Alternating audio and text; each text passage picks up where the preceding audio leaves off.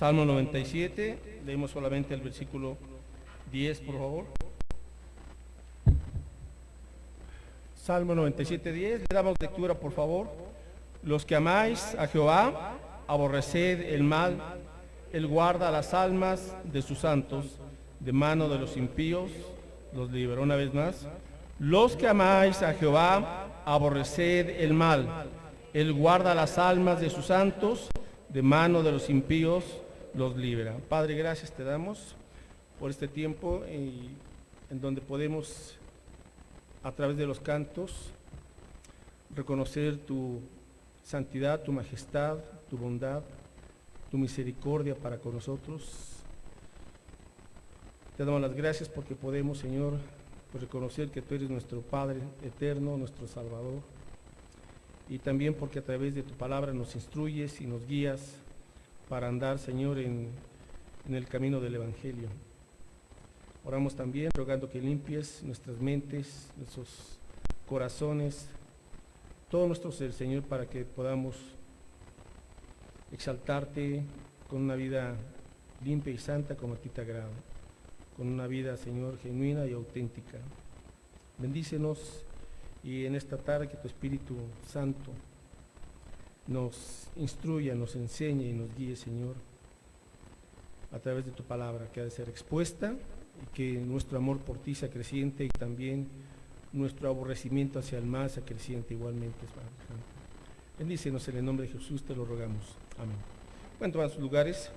Bueno, los que amáis a Jehová, aborreced el mal. Texto muy interesante porque ¿sabía usted que hay algo que el creyente tiene que aborrecer? Y eso es el mal, es el pecado. Pero la condición está en el inicio del verso 10, los que amáis a Jehová.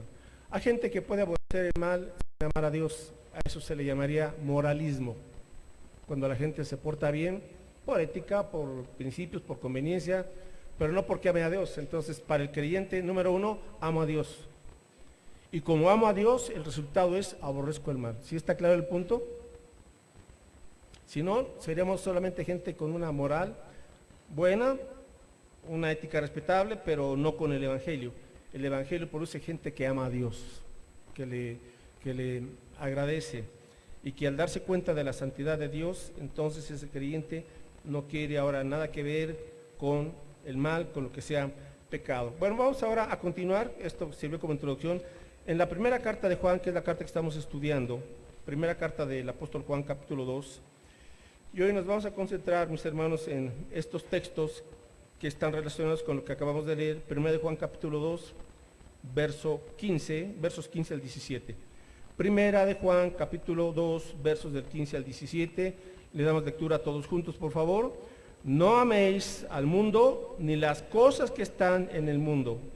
Si alguno ama al mundo, el amor del Padre no está en él, porque todo lo que hay en el mundo, los deseos de los ojos y la vanagloria de la vida, no proviene del Padre, sino del mundo. Y el mundo pasa y sus deseos, pero el que hace la voluntad de Dios permanece para siempre. Bueno, nos vamos a concentrar en este texto, y el título es sencillo: no améis al mundo, no améis al mundo. ¿Por qué, hermanos, se nos manda tenemos este mandamiento? No améis al mundo ni las cosas que están en el mundo. Si alguno ama al mundo, el amor del Padre no está en él. Es muy claro el apóstol Juan. ¿Por qué no debemos de amar al mundo? Vamos a explicar qué significa esto. Bueno, en la Biblia, cuando se menciona la palabra mundo, a veces tiene varios significados dependiendo del contexto.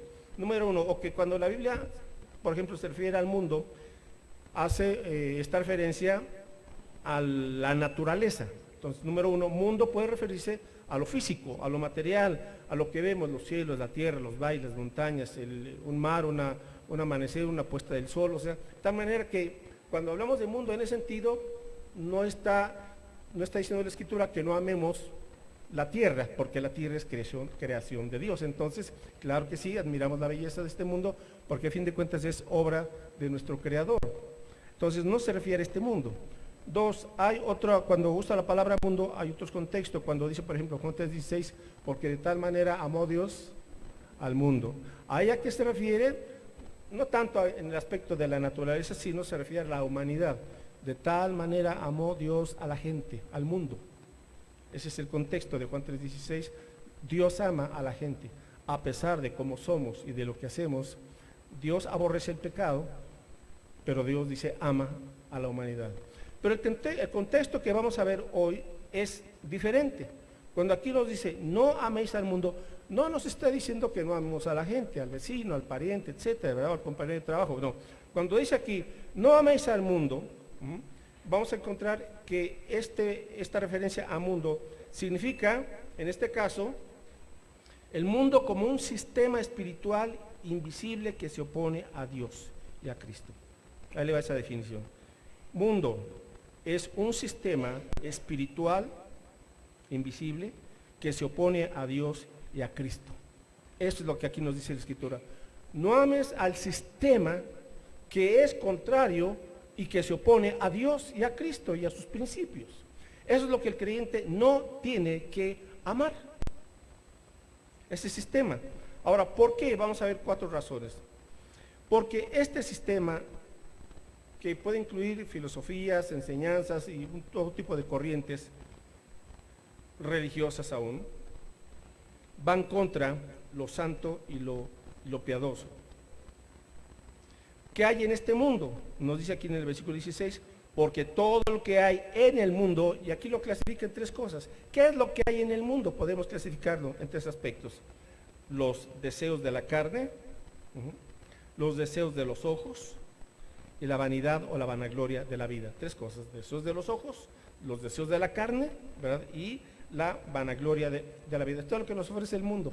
¿Qué es lo que nos está ofreciendo el mundo? Este tipo de deseos o de pasiones para apartarnos de la palabra de Dios. Ahora, algunas referencias interesantes. Primera de Juan 5:19.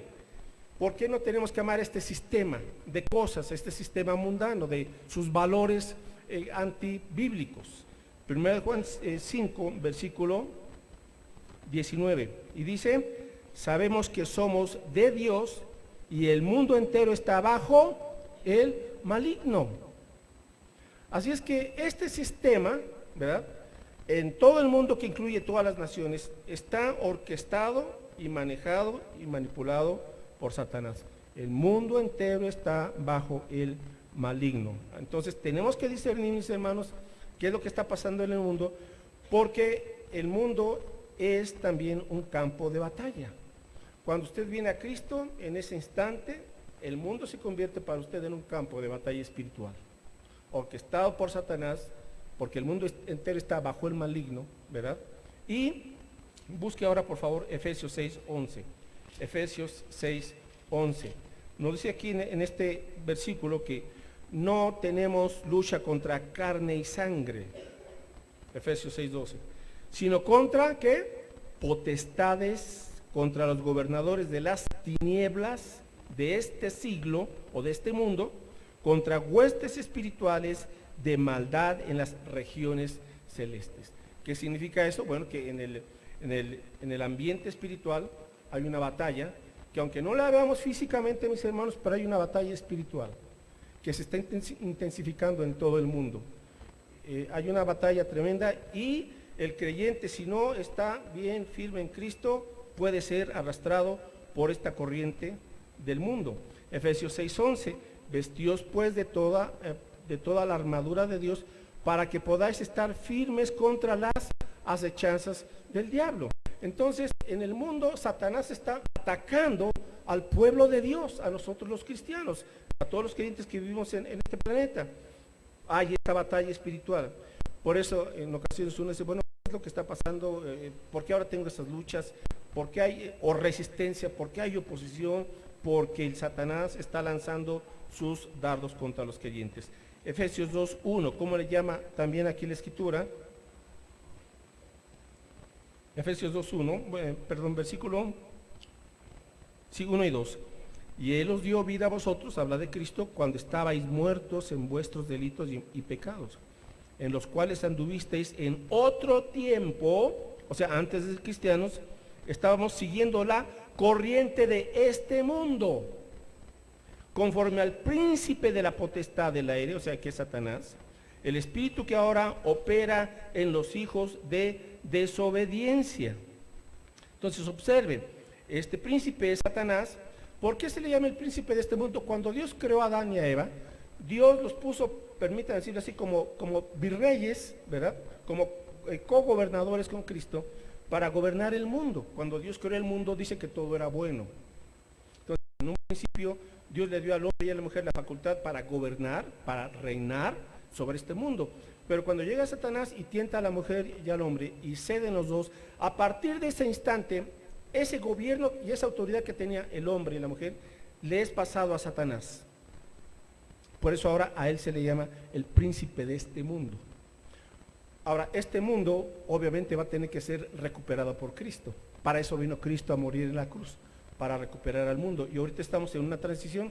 Cuando Cristo venga por segunda vez, entonces el mundo le será devuelto a su dueño, que es Jesucristo. Pero mientras estamos en este ínter, mis hermanos, hay esta batalla y hay esta corriente, que le llama aquí, la corriente de este mundo, que opera en los hijos de desobediencia. ¿Quiénes son los hijos de desobediencia? La gente que no quiere nada con Cristo. Así se le llama en la Escritura. Verso 3, entre los cuales también todos, sin excepción, todos nosotros vivimos en otro tiempo. Antes de venir a Cristo, mis hermanos, vivíamos, como dice aquí, conforme a los deseos de nuestra carne, haciendo la voluntad de la carne y de los pensamientos, y éramos, tiempo pasado, por naturaleza, hijos de ira, lo mismo que los demás. Así es que estamos viendo el contexto de este mundo como un sistema que va contra, ahora este sistema, hermanos, abarca filosofías, abarca música, abarca inclusive una moralidad, cierta moralidad, religiones, formas de pensamiento, argumentos, aún la ciencia, la mal llamada ciencia, que no reconoce a Dios. Todo eso es una corriente filosófica de pensamiento para desviar a la gente del camino de Dios. Eso es lo que no tenemos que amar. Eso es lo que tenemos que aborrecer. Santiago 4:4. Por eso, si entendemos que quien está orquestando todo esto es Satanás, ¿verdad? Entonces, ¿en qué nos estamos metiendo, hermanos? A veces, sin darnos cuenta. Santiago 4:4, oh almas adúlteras, ¿no sabéis que la amistad del mundo es enemistad contra Dios? Cualquiera, pues, que quiere ser amigo del mundo, se constituye enemigo de Dios. Es muy claro. Usted no puede estar con una mano del mundo, de este sistema pervertido y perverso, y con la otra mano querer tomar las cosas de Dios. ¿A eso cómo se le llama? Adulterio. Adulterio espiritual. Dijo Jesús, no puedes servir a dos señores. O amas a uno y aborreces al otro. Así es. Entonces, si amas al mundo, estás aborreciendo a Dios, punto. Si amas a Dios, entonces estarás aborreciendo el sistema, las cosas de este mundo. Pero hermanos, la tibieza, por eso Jesús dijo, a los tibios los vomitaré de mi boca. O somos o no somos, ¿verdad? O estamos con el Señor o estamos con las cosas del mundo. Y nos dice entonces, ¿quieres hacerte amigo del mundo? Bueno, pues estás entonces en enemistad con Dios. No puedes tener de la mano al Señor en una y en la otra a Satanás. No, no se puede. Aunque algunos lo intentan, esa no es la voluntad de Dios, por supuesto. Así es que este mundo, en primer lugar, ¿por qué no amamos al mundo? Número uno, por lo que el mundo es. Por lo que el mundo es. Por eso. Porque es un sistema apartado de la palabra de Dios y está regido y gobernado por Satanás. Es un lugar de batalla que quiere esclavizarnos otra vez, quiere destruir nuestro testimonio, quiere apartarnos de la obra de Dios. 2 Timoteo 4:10. 2 Timoteo 4:10. Aún, fíjense usted, gente que puede decirse, entre comillas, que es cristiana, pues no es. 2 Timoteo 4:10. Pablo tenía muchos amigos, colaboradores en la obra de Dios, y uno de esos colaboradores se llamaba Demas. Y 2 de Timoteo 4:10 dice, porque Demas me ha desamparado, amando este mundo, y se ha ido a Tesalónica, Crescente fue a Galacia y Tito a Dalmacia. Okay. Demas me ha desamparado amando este mundo. Bueno, qué interesante, un colaborador de Pablo. Fue otra vez atraído y seducido por el mundo. Dejó la obra de Dios porque amó al mundo. Ahora, esto no es nuevo, hermanos. Le pasó lo mismo a Jesús, pero con Judas. El Señor Jesús tenía 12 discípulos y Judas, al fin de cuentas, pues fue atraído por la codicia y traicionó a su maestro. Por eso no es sorpresa, es muy triste que gente que en un momento dado asistiendo a las iglesias, pueden ser años, y de repente usted dice, oye, y fulanito ya no vienen, no están aquí, se fueron al mundo. ¿Regresarán? Si son convertidos, sí. Si no, su conversión fue de labios solamente, pero no de corazón. Por eso dice Juan, regresamos a Juan, 1 Juan 5, que todo aquel que es nacido de Dios vence el mundo. Regresamos, 1 Juan capítulo 5. ¿Por qué, hermanos? Pues porque el mundo quiere derrotarnos. Entonces, usted no puede estar aquí como, no pasa nada en el mundo. Sí, ¿cómo no? Y muchas cosas. 1 Juan 5, versículo 4. Todo lo que es nacido de Dios vence al mundo, a ese sistema seductor y contrario a Cristo. Y esta es la victoria que ha vencido al mundo, que nuestra fe. ¿Cómo se vence al mundo? Naciendo de nuevo y a través de la fe. Verso 5. ¿Quién es el que vence al mundo? Sino el que cree que Jesús es el Hijo de Dios. Entonces, número 1, ¿por qué no amamos al mundo? Por lo que el mundo es, un sistema contrario a la palabra de Dios. Okay. En segundo lugar, ¿por qué no amamos al mundo? Por lo que el mundo nos hace. ¿Qué es lo que nos hace el mundo? Bueno, el mundo nos lleva a vivir bajo los deseos y pasiones de la carne. Regresamos, 1 Juan capítulo 2, versos 15-16. No améis al mundo, ni las cosas que están en el mundo. Ahora, ¿cuáles son esas cosas? Aquí se aclaran, son esas tres cosas: deseos de los ojos, deseos de la carne y la vanidad de la vida. ¿Por qué, hermanos? Porque el mundo o la mundanalidad es una actitud, es una cuestión del corazón. Aunque el mundo seduce externamente, para fin de cuentas, la mundanalidad en una persona radica en su mente y en su corazón.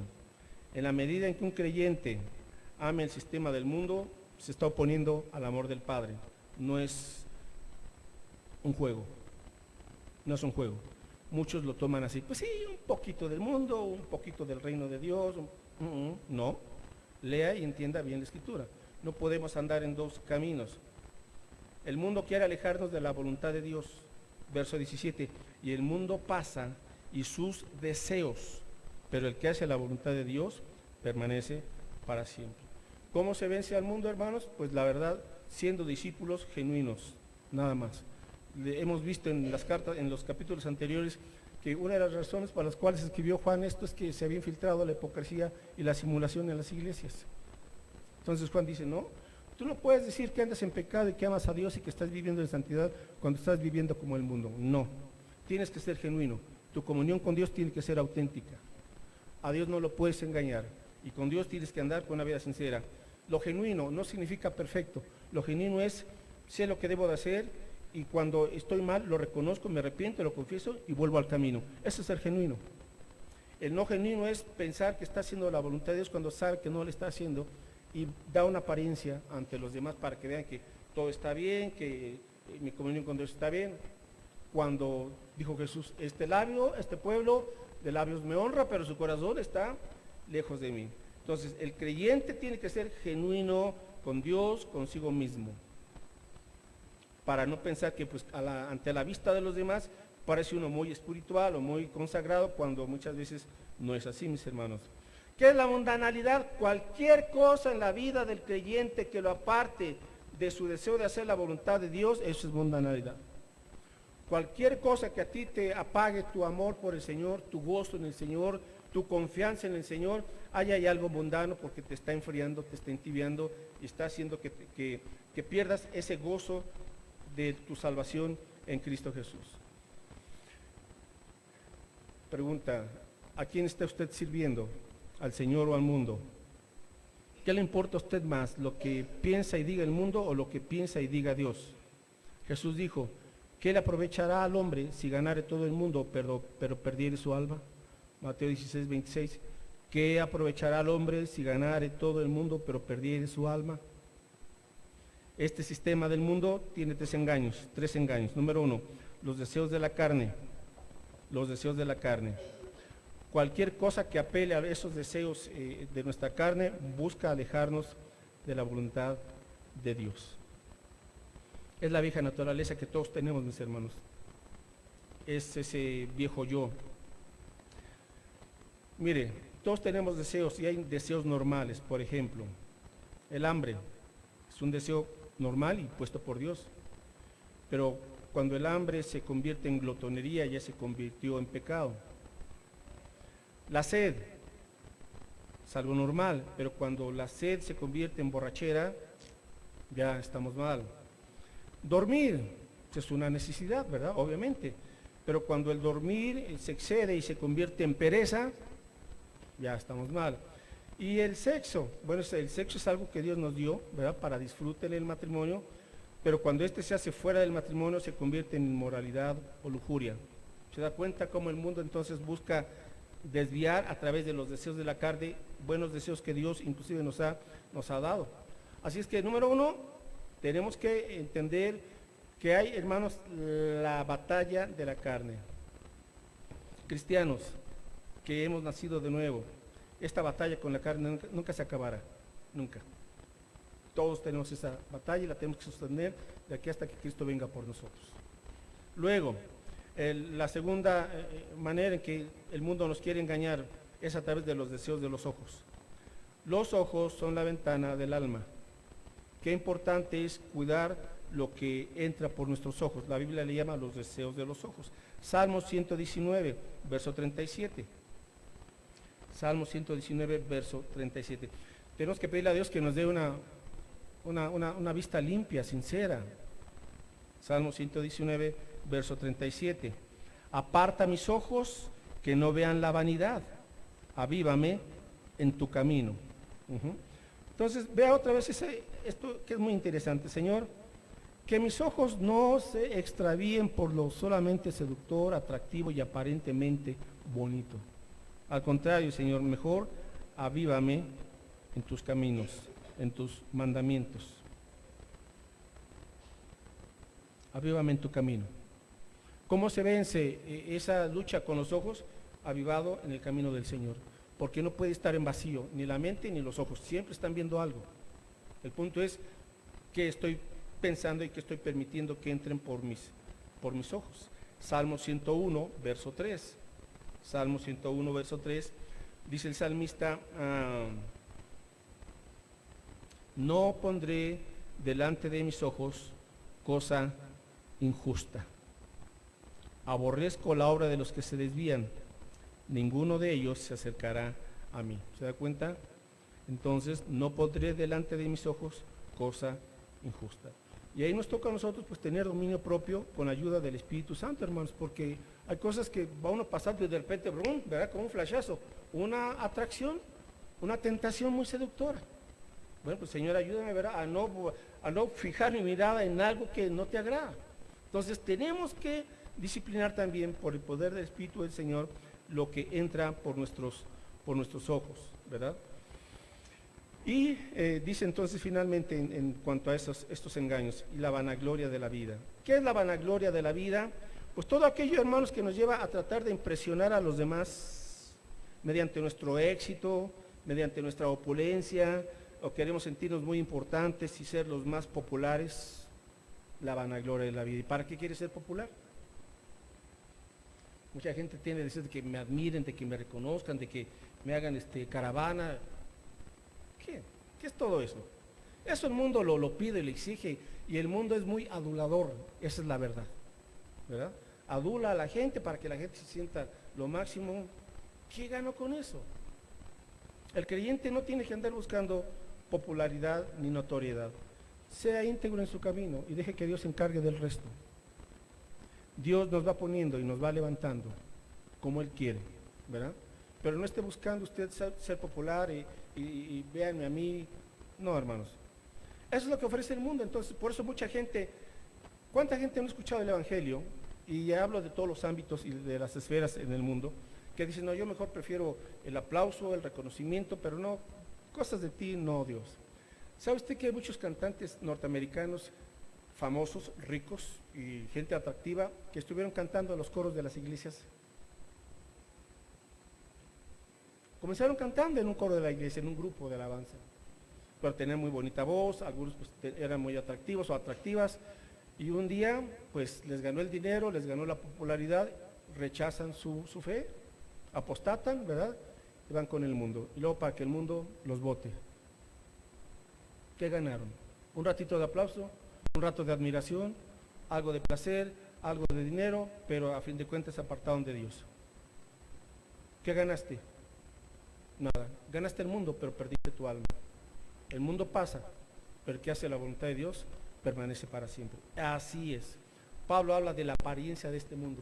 La apariencia de este mundo pasa, se acaba, se esfuma. ¿Qué es la vida? Cuando el mundo nos seduce, entonces dejamos de disfrutar del amor de Dios. Cuando el mundo nos seduce, la Biblia se torna aburrida. ¿Para qué la leo? Cuando el mundo nos seduce, ya la oración es una tarea difícil. ¿Para qué oro a Dios? Cuando el mundo nos seduce, la iglesia nos parece algo desilusionante y sin provecho. ¿Para qué vengo los domingos? ¿Qué gano? ¿O no esa es la pregunta de muchos a fin de cuentas? ¿Qué gano? ¿Qué gano viniendo los domingos al culto y cantando algunos cuantos cantos y unos cuantos regaños del pastor? ¿Qué gano? El mundo nos hace que tengamos una perspectiva distorsionada del gozo, de lo santo, de lo bueno, de lo puro. Entonces somos exhortados, mis hermanos, a no hacer amistad en ese sentido con el mundo. No es que no tengamos compañeros, claro que sí, porque si no, ¿a quién les vamos a compartir de Cristo? ¿Verdad? Pero el punto es, no ames el estilo de vida. Eso es, no ames el estilo de vida del mundo. Ustedes vieron el Super Bowl, me imagino la mayoría, pero ¿se dieron cuenta de lo que había a la mitad del tiempo? Qué interesante. ¿Usted no se dio cuenta? Bueno, entonces vamos a ayudarle. Música, un gran escenario y mucha sensualidad. Y rituales satánicos, inclusive a través de esos cantos y de esos movimientos. Puede usted buscar en internet algunos de esos puntos de vista interesantes, no todo obviamente, pero si hay gente que entendida y que ve qué está detrás de todo eso, quite usted la música y nada más observe los puros movimientos de los bailarines y de las bailarinas, y es puro movimiento sensual para despertar la lujuria. Eso es. Aparte de rituales ocultistas que están ahí disfrazados, ¿verdad? Pero hermanos, pero a veces estamos embobados con el mundo y no discernimos. No discernimos. Tenemos que discernir porque a través de todo eso vamos siendo seducidos, vamos siendo atrapados poco a poco. Si no, recordemos el caso de Lot. ¿Se acuerda de Lot, el sobrino de Abraham? Bueno, busque por favor Génesis. Un creyente que cae en el mundo no cayó de repente, fue un proceso, como a Lot. Génesis 13, recordamos aquí a Abraham, su sobrino Lot, la tierra era una tierra muy bella, pero ya insuficiente para el ganado de los dos, tanto del tío como del sobrino, y pues llegó un momento en donde pues ya estaban teniendo pleito, ¿verdad? Estaban peleando ahí los sirvientes de Abraham y los de Lot. Y entonces, pues para evitar más pleitos entre familia, pues Abraham le dice a ver a su sobrino, bueno, escoge tú, ¿verdad?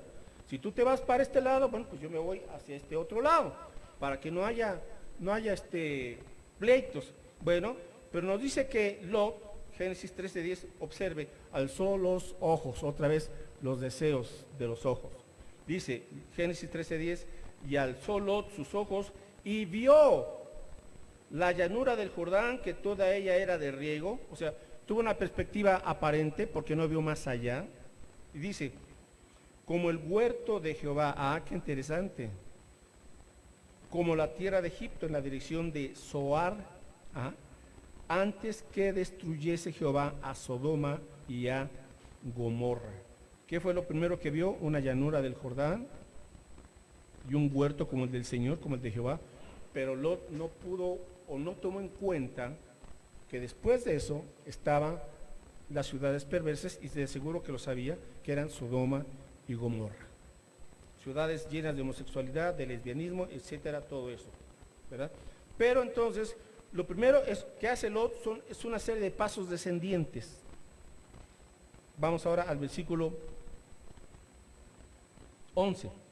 Entonces Lot escogió para sí toda la llanura del Jordán, y se fue Lot hacia el oriente, y se apartaron el uno del otro. Verso 12. Abraham acampó en la tierra de Canaán, en tanto que Lot habitó en las ciudades de la llanura, y fue poniendo sus tiendas hasta Sodoma. Verso 13. Mas los hombres de Sodoma eran malos y pecadores contra Jehová en gran manera. ¿Se da cuenta? Dice que fue poniendo poco a poco, fue poniendo sus tiendas. Así es la mundanalidad de un creyente, va poco a poco, paso a paso, cede un poquito por aquí, cede otro poquito por allá, pues un poquito de libertad, un poquito de libertinaje, un poquito de pecado, un poquito de placer. Van poniendo poco a poco sus tiendas, van teniendo poco a poquito un hábito chueco por aquí, otro hábito chueco por acá, otro mal hábito por aquí, pues se da un pequeño pecadillo por ahí, ¿verdad? Y van poco a poco, hasta que ponen sus tiendas y se instalan ya en Sodoma y en Gomorra. Y eso fue lo que le pasó a Lot. En un proceso de mundanalización, Lot era creyente, sí. Pedro le llama el justo Lot, era creyente. Sin embargo, vamos viendo más adelante que llegan otros reyes perversos e inician una batalla, una guerra contra Sodoma y Gomorra, y toman prisioneros a los de Sodoma, y entre ellos iba el sobrino de Abraham, Lot. Vámonos, y lo llevan preso, ¿verdad? Entonces, cuando Abraham se entera de que su sobrino Lot estaba bajo las manos del enemigo, pues Abraham se arma con sus sirvientes y va y rescata a su sobrino, a Lot. Y entonces queda Lot, pero regresa una vez más Lot a Sodoma y a Gomorra. Se regresó. Era un poquito necio, me parece, ¿verdad? Cuando dice la Escritura que llegó el colmo en que Sodoma y Gomorra, llegó el colmo de su maldad ante los ojos de Dios. O sea, Dios es misericordioso, hermanos, pero es santo y es justo. Y a veces uno dice, bueno, estoy haciendo esto mal, así que pues no me está pasando nada, no hay ninguna consecuencia, sigo en lo mismo. Hay una paciencia al límite del Señor. Cuando ese límite rebasa el límite que Dios puso, dice el Señor, se acabó, se acabó. Y se acabó el tiempo para Sodoma y para Gomorra, no se quisieron arrepentir, eran perversos. Y ahí estaba un creyente, un justo, ¿qué iba a hacer Dios? Entonces Dios platica con Abraham, y Abraham comienza a interceder por Lot. Y si hubiera 50 justos, ¿los perdonarías? Sí. Y Señor, si hubiera 20 justos en Sodoma y Gomorra, ¿los perdonarías? Sí. Y Señor, no se enoje, mi Señor, y si hubiera 10 o 5 justos, ¿perdonarías a los de Sodoma y Gomorra? Sí. Pero no había ni 5. El único que había ahí, Lot. ¿Qué tuvo que hacer Dios? Enviar a sus ángeles, rescatar a Lot. Su esposa salió, pero no salió. Qué interesante. Salió, pero no salió. Y sus 2 hijas. Sus yernos se quedaron. Entonces los ángeles rescatan a Lot y dicen, vámonos, corre, no te lleves nada porque ya Dios estableció una hora para destruir estas 2 ciudades. Entonces sacan a Lot y les dicen, cuando vayan saliendo, nadie mire atrás. No vuelvan su vista al mundo. Fue la orden clara de los ángeles. Salen entonces Lot, su esposa, sus 2 hijas, y salen huyendo. Y entonces se le ocurre a la esposa de Lot voltear atrás al mundo y se convierte en estatua de sal. Por eso les digo, salió pero no salió. Su corazón se quedó en el mundo. ¿Cuántos creyentes hay en las iglesias que están en las iglesias pero su corazón aún está en el mundo? amando tal o cual pecado o tal o cual ídolo que lo tienen ahí bien escondidito. ¿Salió o no salió? Salió del mundo. Y ahora la pregunta es, ¿y el mundo ya salió de usted? Ese es el punto. Bueno, ¿qué le pasó a Lot? Finalmente, Lot salió sin nada. Perdió todo. Perdió todo. Ahora por eso dice Pablo, fue salvo como por fuego. Creyentes, ¿qué se va a llevar usted de este mundo? Nada. Entonces, mejor recibir las recompensas que Dios tiene por la fidelidad hacia Él. Regresamos a ver ahora a Juan. Número 3. ¿Por qué no amemos al mundo? Bueno, ya dijimos por lo que el mundo es. Número 2, por lo que el mundo nos hace, ¿verdad? Seducirnos y esclavizarnos. Número 3, no amamos al mundo por lo que le hizo a nuestro Salvador. ¿Qué le hizo el mundo a Jesucristo? Juan 15. Vea lo que dijo Cristo aquí. Juan capítulo 15, verso 18. Jesús les dice a sus discípulos antes de ir a la cruz. Juan 15, 18. Si el mundo os aborrece, sabed que a mí me ha aborrecido antes que a vosotros. ¿Sabe lo que significa esta palabra? Aborrecer, odiar. Entonces Jesús les está diciendo, si el mundo a ustedes los va a odiar, deben de saber una cosa, a mí primero me odió y me aborreció y me rechazó, es lo que está diciendo Jesús en otras palabras. Verso 25, Juan 15, 25. Pero esto es para que se cumpla la palabra que está escrita en su ley, sin causa me aborrecieron. O sea, nunca hubo una causa real por la cual aborrecieron a Cristo y lo mandaron a la cruz del Calvario. Él nunca tuvo un solo pecado, perfectamente justo. Sin causa me aborrecieron. Ahora, mis hermanos, verso 19, Juan 15, 19. Si fuerais del mundo, el mundo amaría lo suyo. Ah, qué interesante. Si fueras del mundo, el mundo amaría lo suyo. ¿Por qué? Porque el mundo ama lo perverso, lo injusto. Pero porque no sois del mundo, antes yo os elegí del mundo, por eso el mundo os aborrece. Pregunta, ¿cuántos enemigos tiene usted por causa de su fe en Cristo?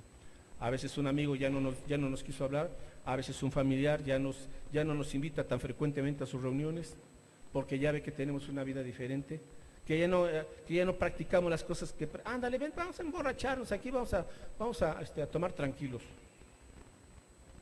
Ya usted dice, ya no es para mí. Ya tengo ahora otros gustos. Ahora ya mis decisiones y mis gustos me edifican, son para edificar. Sí, claro, distraerse, está bien, ¿verdad? Pero ya no tomo el pecado como un entretenimiento. Esa es la gran diferencia. ¿Hay entretenimientos sanos? Claro que sí. Pero Jesús dice, el mundo me aborreció. Mis hermanos, si el mundo odió a Jesús, ¿por qué queremos amar al mundo? Preferimos amar al mundo y no a aquel que dio su vida por nosotros en la cruz del Calvario y derramó hasta su última gota de sangre por usted, para limpiarle, para perdonarle y para darle la vida eterna. Eso es lo que hizo Jesús por usted. Pero el mundo lo aborreció y lo odió. Entonces, ¿cómo yo puedo amar a alguien que aborreció a mi Salvador, a mi Dios, a mi Señor, a aquel que lo dio todo por mí? Piénselo. Por eso no podemos amar al mundo por lo que el mundo le hizo a nuestro Salvador. Y por último, ¿por qué no podemos amar al mundo? Por la dirección en que el mundo está yendo. Por la dirección en que el mundo está yendo. Primero Juan 2:17, ¿a dónde va el mundo? Bueno, el mundo va para atrás en todos los aspectos, mis hermanos, en todos los aspectos. Primero de Juan 2:17. El mundo pasa y sus deseos, pero el que hace la voluntad de Dios permanece para siempre. Primero de Juan 2:17. El que hace la voluntad de Dios permanece para siempre. La apariencia de este mundo pasa. Solamente permanecerá aquello que es parte de la voluntad de Dios. El que hace la voluntad de Dios permanece para siempre. Somos aquí en este mundo extranjeros, somos aquí en este mundo peregrinos, mis hermanos. Este mundo no es nuestro destino final. Este mundo va al caos y a la destrucción. ¿Cuándo será destruido este mundo? Después de 1000 años. Ahorita no. Ahorita el mundo se está pudriendo. Se está pudriendo. Con todo y con muchas cosas. No significa que no lo cuidemos. No estoy diciendo eso.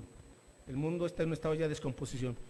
En primer lugar, por el espíritu que opera en los hijos de desobediencia y por cómo estamos contaminando a nuestro planeta. Enfermedades, plagas, basura, tantas cosas. Cuando Cristo venga y rescatará el mundo después de 1000 años, entonces sí vendrá la destrucción de este mundo. Pero mientras sucede esto, mis hermanos, usted y yo tenemos la alternativa de vivir en la voluntad de Dios. Ya no por los placeres de la carne, ya no por los placeres de los ojos, ni por la vanidad de esta vida, sino que estemos en la voluntad de Dios. Dios quiere que entendamos su voluntad. Dios quiere que la hagamos de corazón. Dios quiere que seamos transformados. Romanos, capítulo 12, por favor. Ya estoy a punto de terminar. Romanos 12. Dice aquí entonces que 12, 1 y 2. Romanos 12, 1 y 2. Por tanto, dice que tenemos que transformarnos. Romanos 12, 1. Así que, hermanos, os ruego, por las misericordias de Dios, que presentéis vuestros cuerpos en un sacrificio vivo, santo, agradable a Dios, que es vuestro culto racional. No os conforméis a este mundo, es lo que diría también aquí este siglo. No te conformes a este siglo, sino transfórmate por medio de la renovación de vuestro entendimiento, para que comprobéis cuál sea la buena voluntad de Dios, agradable y perfecta. La voluntad de Dios no es un martirio, hermanos. La voluntad de Dios es algo agradable. ¿Que rechaza el mal? Claro. Pero a fin de cuentas el creyente, cuando entiende lo que es la voluntad de Dios, se goza en la voluntad de Dios. Y ya no quiere hacer otra cosa que no sea la voluntad de Dios. Y cuando un creyente falla en eso, se siente mal, pero regresa al camino. Y uno dice, Señor, ¿qué otra voluntad tengo en mi vida sino tu voluntad en mi corazón? Ya he entendido, Señor, que lo que el mundo me ofrece no es nada. A fin de cuentas. Y lo que Cristo quiere es que mientras estamos en el mundo, cumplamos lo que Él quiere. ¿Y qué es? Juan 17. Ahora, Juan 17, qué interesante que la primera carta de Juan que él escribió, él también escribió este evangelio. Pero aquí nos dice con más claridad, en conclusión. Bueno, ¿qué? Después de esto, ¿qué? Ok, vamos a esa conclusión. Juan 17, versos 14, dice aquí. Dice Jesús, yo les he dado tu palabra, está hablando al Padre, yo les he dado tu palabra, y el mundo los aborreció. Porque no son del mundo, como tampoco yo soy del mundo. Verso 11. Y ya no estoy en el mundo, mas estos están en el mundo. Y yo voy a ti, Padre Santo, a lo que me has dado, guárdalos en tu nombre, para que sean uno así como nosotros. Verso 16. No son del mundo, como tampoco yo soy del mundo. Está muy claro. Usted, si es hijo o hija de Dios, usted ya no tiene una identidad como una gente mundana. Ahora la identidad de usted es un hijo o una hija de Dios. Pues usted debe entender, Jesús dijo, no son del mundo, y dijo Jesús, como yo no soy del mundo, de este mundo. Los creyentes estamos en el mundo, pero no somos de este mundo, mis hermanos. ¿Tendremos que enfrentar ese aborrecimiento? Sí, así es, por la causa de Cristo, por la causa del Señor. Juan 17:12, cuando estaba con ellos en el mundo, yo los guardaba en tu nombre. A los que me diste yo los guardé, y ninguno de ellos se perdió, sino el hijo de perdición, para que la escritura se cumpliese. ¿Qué es lo que está pidiendo Cristo? Que mientras estamos en el mundo, dice, yo los guardé, yo los cuidé, yo los protegí, para que ninguno de ellos regresara a las cosas mundanas. El único que se perdió, dice aquí, fue el hijo de perdición. ¿Quién era? Judas, el traidor. Los otros 11 permanecieron fieles. ¿Por qué? Porque Cristo los guardó. Por Él, mis hermanos. Él es el único que nos va a poder guardar fielmente en este mundo, no por cuán buenos o cuán fuertes seamos nosotros, no, hermanos. Verso 18. Como tú me enviaste al mundo, así yo los he enviado al mundo. Aquí estamos. Entonces, el Señor dice, no, se quedan aquí, pero porque aquí están como enviados, como embajadores. Así que, mis hermanos, ¿por qué Cristo nos deja estar aquí en el mundo? Para que demos testimonio de su evangelio.